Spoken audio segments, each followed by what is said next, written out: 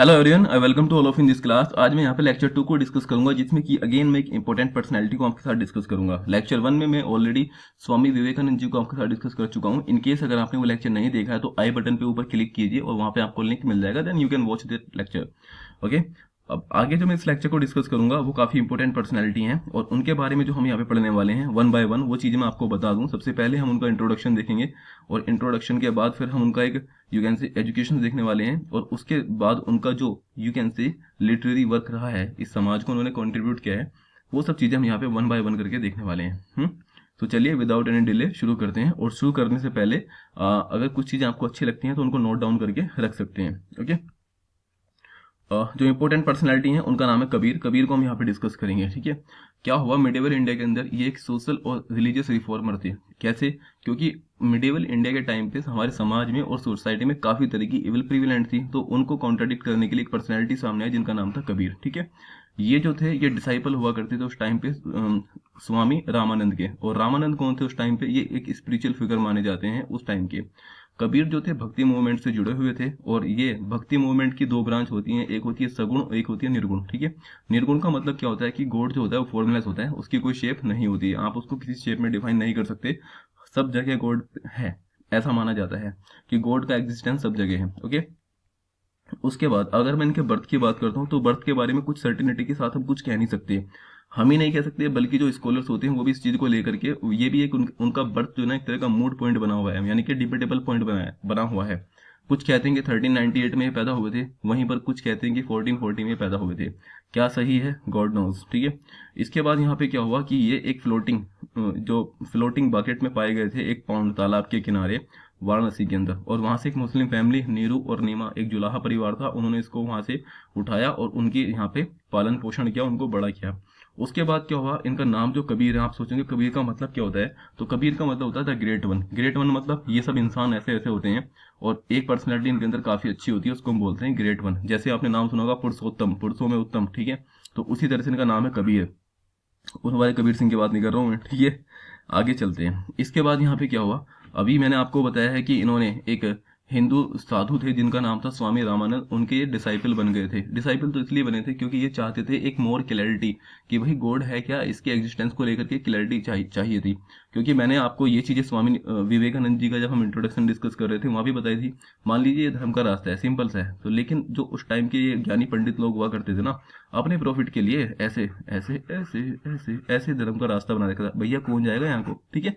तो ऐसे इस तरह की बहुत मतलब कंफ्यूजन फंस बना हुआ था एक तरह का, तो उसको क्लियर आउट करने के लिए ये एक अपने गुरुजी के पास गए जिनका नाम था स्वामी रामानंद। अच्छा, गुरु को लेकर के बहुत बड़ा कंफ्यूजन है। कुछ लोग कहते हैं इनके गुरु थे शेख तकी, शेख तकी, शेख तकी नहीं, शेख तकी नहीं थे। कैसे? जैसे मान लीजिए मैंने अपनी स्कूलिंग कंप्लीट की है, वहां पे बहुत सारे टीचर थे, क्या सभी मेरे गुरु हैं? नो डाउट सभी गुरु हैं, लेकिन कुछ गुरु मेरे ऐसे हैं, जैसे मैं अभी स्कूल जाता हूँ कभी कभी किसी काम से, तो पूछ लेते हैं कि बेटा आजकल क्या कर रहे हो, कैसे है, क्या नहीं है, और घर सब बढ़िया है, और वो अभी भी मेरा ध्यान रखते हैं। ठीक है। उन्हें अभी भी याद है कि ये बच्चा मेरे से पढ़ा हुआ है। ठीक है। तो इसी तरह से शेख तकी भी उनके नो डाउट गुरु होंगे, लेकिन जो बड़े लेवल पे जिनसे इन्होंने अच्छी खासी नॉलेज को गेन किया है वो कौन है जी? वो रामानंद है। क्लियर है? इन्होंने डिनाउंस का मतलब क्या था कि त्याग कर दिया था जो कि सोसाइटी के अंदर उस टाइम पे चीजें प्रिविलेंट थी, जो धर्म के अंदर या फिर समाज के अंदर जो जो बहुत ही बुराइयां इविल इस पे वहां पे प्रिविलेंट थी, उन सबको इन्होंने डिनाउंस किया था। क्लियर है?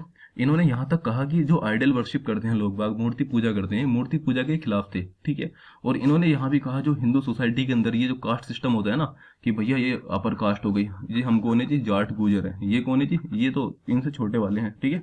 इन, इनसे छोटे वाले हैं, कुछ भी हो सकते हैं। और तीसरे वाले की भैया SC ST में आ गए। इन्होंने इन सबको मना किया कि भैया देखो सब इंसान है, सबका पैदा होने का तरीका एक है और सबका मरने का तरीका एक है, और सभी के अंदर बॉडी के अंदर 5 एलिमेंट पाए जाते हैं दोस्त।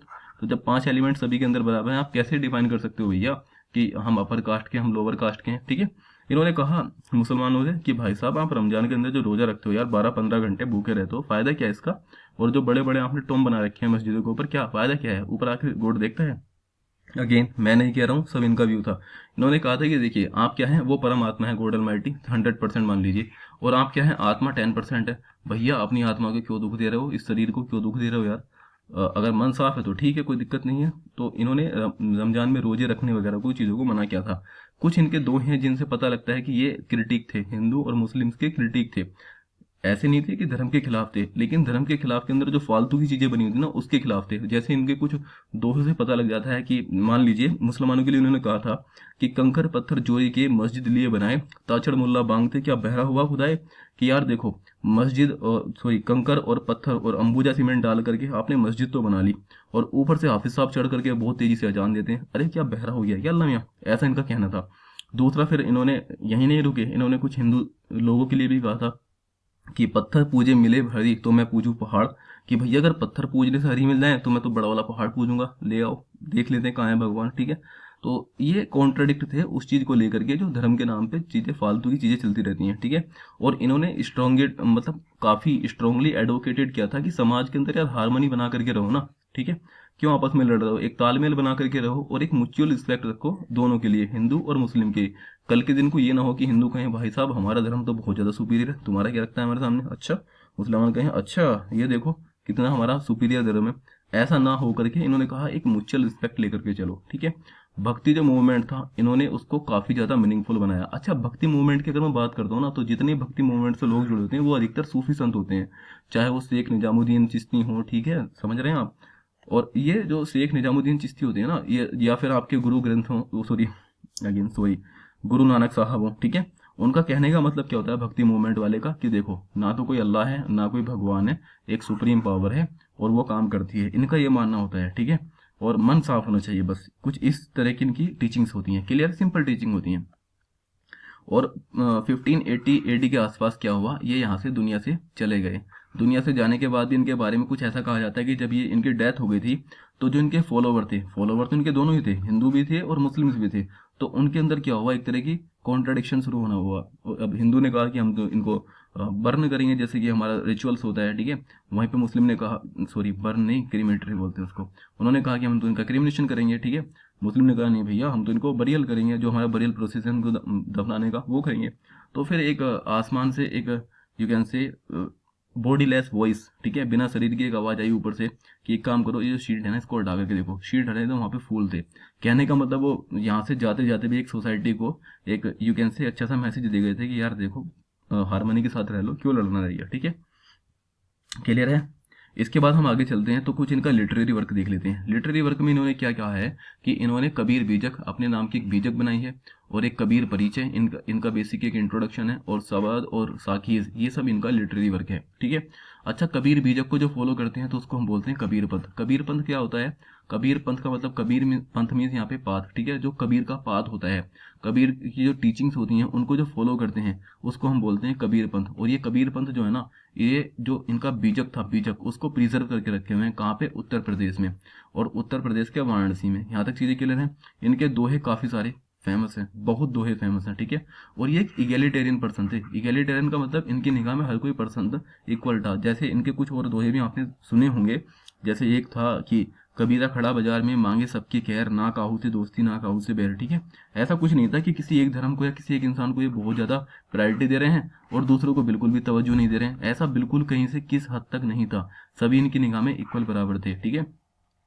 और इनके जो वर्सेस हैं वो इतने इम्प्रेसिव और इतने बढ़िया हैं कि जो हमारा गुरु ग्रंथ साहिब है ना, गुरु ग्रंथ साहिब क्या है, जो सिख लोग होते हैं उनकी एक धार्मिक बुक होती है, एक होली स्क्रिप्चर है, उसके अंदर इनकी कुछ आयतें वर्सेस को वहाँ पे इंक्लूड भी किया गया है। नतीजा क्यों क्यों किया गया है, क्योंकि वो काफी हद तक अच्छी हैं।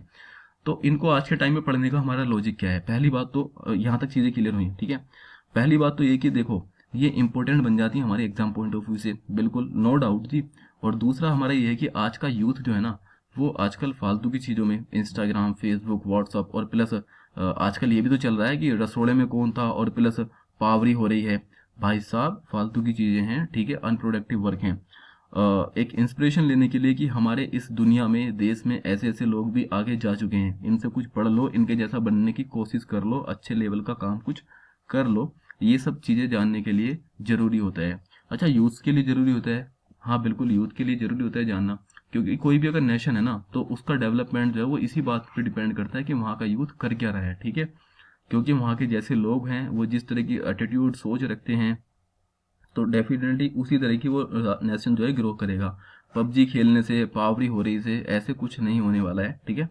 तो ये सॉरी, अब मैंने इनको कबीर साहब को यहाँ पे डिस्कस किया है। कोई भी अगर आपका डाउट है तो आप यहाँ कमेंट सेक्शन में लिख करके बता सकते हैं। और चीज़ें अगर इंपॉर्टेंट लगती हैं तो आप इसको लाइक शेयर तो कर सकते हैं, मर्जी है आपकी, ठीक है। तो थैंक यू सो मच।